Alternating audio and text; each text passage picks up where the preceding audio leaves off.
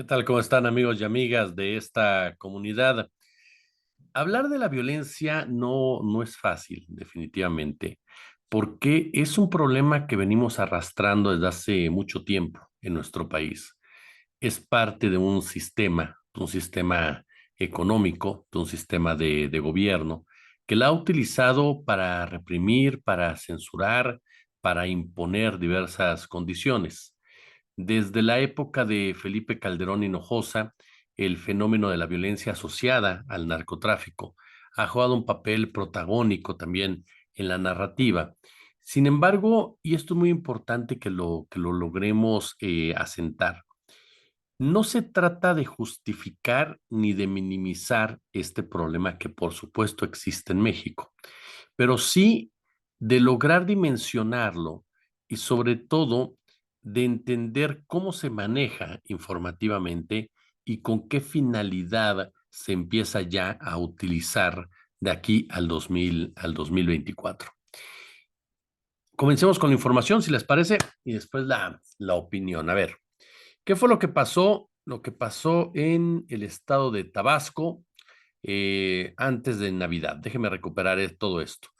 La noche del viernes se convirtió en una pesadilla para Tabasco cuando una oleada de violencia dejó un saldo de dos personas fallecidas, uno en el penal de Villahermosa y otro en el penal de Huimanguillo. También a lo largo de varios municipios, la furia desatada por bandas delictivas quemó 16 vehículos en zonas de Centro, Cárdenas, Comalcalco, Huimanguillo y Paraíso.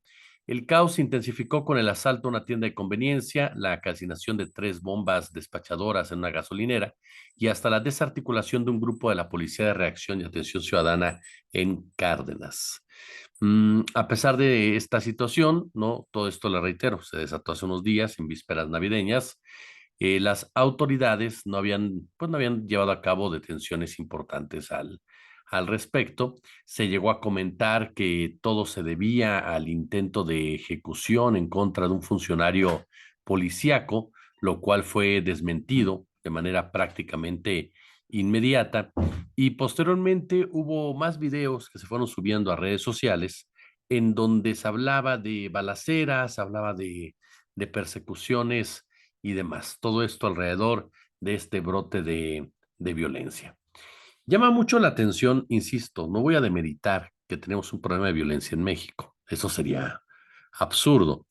Y obviamente cada autoridad y cada personaje que ha estado al frente de las diversas corporaciones tiene un nivel de responsabilidad, pero sí creo que es muy importante ir entendiendo de qué se trata. El presidente de la República hoy se le pregunta, ¿no?, sobre este tema, y él abiertamente señala que no pasa mayores, ¿no? Aseguró que durante los festejos navideños disminuyó el promedio diario de homicidios en el país. Hubo datos, cifras que señalaron que fueron 65 las personas que fallecieron. Y el mandatario también cuestionó la cobertura mediática que se realizó a lo sucedido en Tabasco durante la noche del 22 de diciembre. Y ahí es precisamente en donde quiero detenerme aquí, en el tema de Tabasco y después ir al tema de Guanajuato. Efectivamente, a ver, todo esto que se vivió en Tabasco, estas imágenes que vimos de automóviles calcinados, las bombas de gasolineras, vehículos atravesados, los motines al interior de los penales, fueron una realidad. Eso nadie lo puede negar ni mucho menos. Pero llamó mucho mi atención dos cosas. La primera, el manejo informativo que se le dio. Se le dio un manejo como que la violencia llegó al corazón del López Obradorismo. La violencia reta a Andrés Manuel López Obrador. Al presidente le estalla su estado en el mismo fin de semana en el que él lo visita para pasar las fiestas navideñas. Abrazos, no balazos, por supuesto de forma sarcástica, y todo esto perfectamente coordinado para comenzar posteriormente a compartir videos y notas falsas que agudizaban el ya de por sí difícil panorama que se estaba viviendo. Es decir, compartir información, el caso de Joaquín López Dóriga, el caso de Azucena Uriastiri, información falsa de videos alterados en donde veían gente correr y le agregaban balazos, por ejemplo, en el audio, lo cual no había sucedido. nos deja muy en claro la manera, la forma en cómo la derecha, la oposición, los corifeos que están detrás de ella, los comunicadores que la respaldan, van a utilizar situaciones tan lamentables y tan dramáticas para tratar de exprimir al máximo, pero al máximo, el discurso del miedo.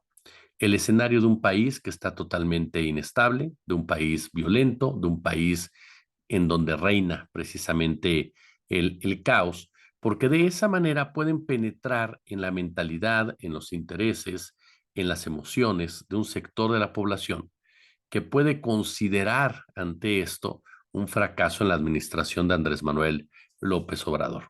Ustedes me dirán, y con justa razón, si analizamos un poco más a fondo, pues nos topamos con que ni el PAN ni el PRI tienen cara para poder hablar de violencia cuando ellos estuvieron al frente del país, enfrentaron situaciones similares y lejos de apagar el incendio, le echaron más y más gasolina. ¿Por qué? Porque así convenía precisamente a sus intereses políticos, a sus intereses económicos.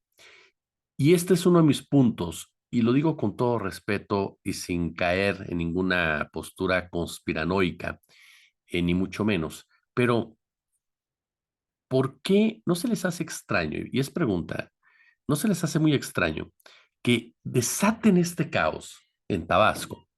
Insisto, muy real, con fake news, con violencia, con motines. El fin de semana que va el presidente de la República y que además se le redondee con una enorme cantidad de noticias falsas. A mí, insisto, no quiero ser conspiranoico ni mucho menos, pero a mí sí me genera dudas. A mí sí me genera dudas. ¿Por qué? Porque usted lo sabe, lo hemos platicado ya muchas veces. Para su servidor, el narcotráfico no se manda solo. El narcotráfico no es un ente aparte que está ahí viajando por el país y que existe, ¿no? El narcotráfico responde a intereses políticos y electorales. Y empresariales, por supuesto, así como militares. El narcotráfico es un brazo ejecutor de muchas de las acciones violentas que el Estado no se atreve a hacer. Es un grupo que hace lo que el Estado no quiere hacer. Es un grupo que es un brazo operativo, un brazo violento, precisamente, que ayuda en una disputa por el territorio, por el mercado de las drogas, por el mercado del huachicol, por el mercado de los recursos naturales.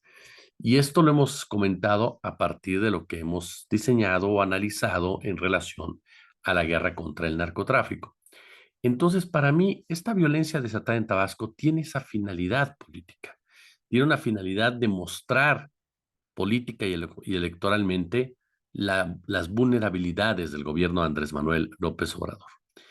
En lo personal, y siempre lo he dicho, la estrategia que sarcásticamente la gente ha cuestionado de los abrazos no balazos es la correcta cuando se habla de atender las causas, porque solamente atendiendo las causas podremos tarde o temprano superar estos episodios que demuestran una enorme, pero enorme putrefacción de un sistema que está diseñado precisamente para enriquecer unos cuantos y empobrecer a una mayoría, porque es precisamente la pobreza lo que va aceitando la maquinaria del crimen organizado. Y por eso precisamente es que una élite criminal, que son los que ganan miles y miles y miles y miles y miles y miles de millones de dólares con todo esto, son los que fomentan este panorama, son los que crean la famosa narcocultura desde sus diferentes aristas, los que normalizan la violencia, los que empoderan precisamente a estos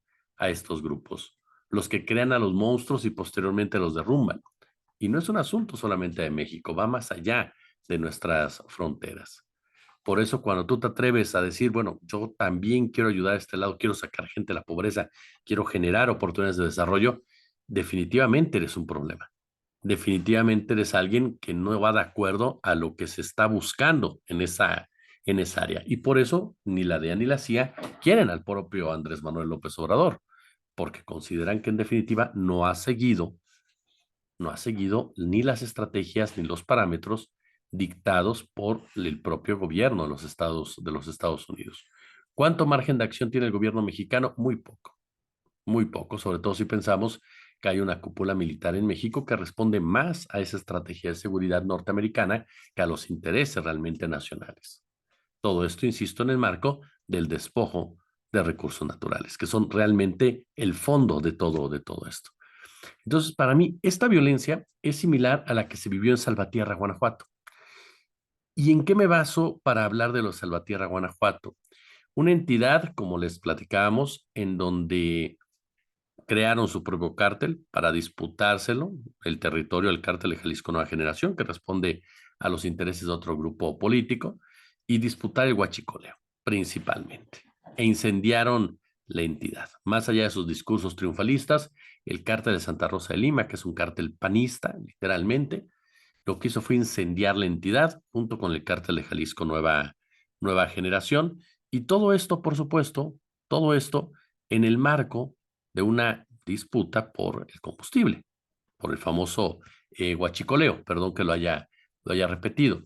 Pero me interesa dejarlo muy, pero muy claro, porque en esta masacre de Salvatierra se empiezan a dar a conocer informaciones que vienen a confirmar lo que les decía en alguna otra ocasión, que la madrugada del 17 de diciembre, el papel desempeñado por las fuerzas de seguridad del estado de Guanajuato y la Policía Municipal de Salvatierra se limitó al ser espectadores. ¿Qué le parece? Mientras se desataba el ataque armado, los policías no hicieron absolutamente nada. Estaban afuera de la ex hacienda en donde masacraban a 11 personas por lo menos y estaban hiriendo al resto. Los elementos incluso intentaban detener a familiares y amistades que llegaron cuando aún se escuchaban los balazos al interior. Hay un testigo que fue entrevistado por Carmen Pisano de PopLab que confrontó a los policías, ya que dentro decenas de personas intentaban salvar sus vidas y los policías no hicieron absolutamente nada. Este testigo dice en la nota de PopLab, fue una desesperación que esas gentes no hicieran nada. Ellos hubieran entrado, le aseguro que hubieran agarrado a uno o dos, pero no, los estaban escoltando. Fue lo que narró el testigo, que obviamente pidió reservar su identidad, ¿no? En la narración del testigo con el que PopLab pudo hablar, señala que como si se tratara de un espectáculo, los policías estatales y municipales que llegaron cuando el comando armado todavía estaba dentro de la finca, se quedaron parados portando sus armas. Así, paraditos. Y reitero, frenaban a los familiares y a las amistades cuando estos llegaban al lugar y les pedían esperar a que terminaran de escuchar los balazos para poder ir a buscar a sus seres queridos. Estas dos historias se unen, se ligan en un concepto que su servidor tiene, y es que la violencia viene de arriba para abajo, y que este tipo de actos y de masacres tienen un mensaje político, un mensaje que ya les explicaba al principio, y solamente son capaces de llevarlo a cabo de la mano de la autoridad. Los narcos, por un lado, son ese brazo ejecutor, protegido por esas autoridades, quienes les permiten que lleven a cabo ese tipo de actos, que generen ese tipo de caos, que generen ese tipo de inestabilidad, que provoquen esa imagen, que no solamente viene para México, también va para los Estados Unidos de Norteamérica, país, gobierno al que la derecha constantemente le ha pedido que se involucre en las elecciones del próximo año. No minimizo la violencia, insisto, para nada, por supuesto. Es un problema que el gobierno federal ha estado atendiendo, que no ha tenido los resultados que muchos quisieran. Como diría el maestro Pepe Rebeles, percepción mata realidad. Pero sí hay avances, me atrevo a decirlo. Hay avances sobre todo en detener esa tendencia que venía imparable desde los gobiernos de Felipe Calderón y de Enrique Peña Nieto, y que comenzó a detenerse con Andrés Manuel López Obrador. Hay ese tipo de avances. ¿Son pocos? Sí. ¿Son imperceptibles? Sí, por supuesto. ¿Es algo que puede resolver en 4 o 5 años, en 6? Claro que no. No seamos inocentes, ¿no? Ni mucho menos. Y menos cuando los principales generadores son precisamente aquellos que tienen el poder económico, el poder empresarial, el poder político el poder policíaco y el poder, el poder militar. Tabasco y Guanajuato son dos estados, dos ejemplos de lo que se viene y se va a agudizar en en los próximos meses. Y hay que estar muy, pero muy atento, sobre todo para no dejarse engañar por este tipo de gente como Joaquín López Dóriga. Déjenme sus comentarios, sus puntos de vista. Si les gustó el video, por supuesto, compártanlo. Díganos qué opinan de estas reflexiones, de estos señalamientos. Denle a la campanita, suscríbanse, nos ayudan mucho suscribiéndose, ya lo sabe. Y por supuesto también likeen el video. Es de mucha ayuda que nos echen el pulgar arriba en ese sentido y con base en sus posibilidades, pues échenos el super chat y el super gracias. Nos vemos en un ratito. Por lo pronto, como siempre, un gusto, como siempre, un verdadero, pero verdadero placer.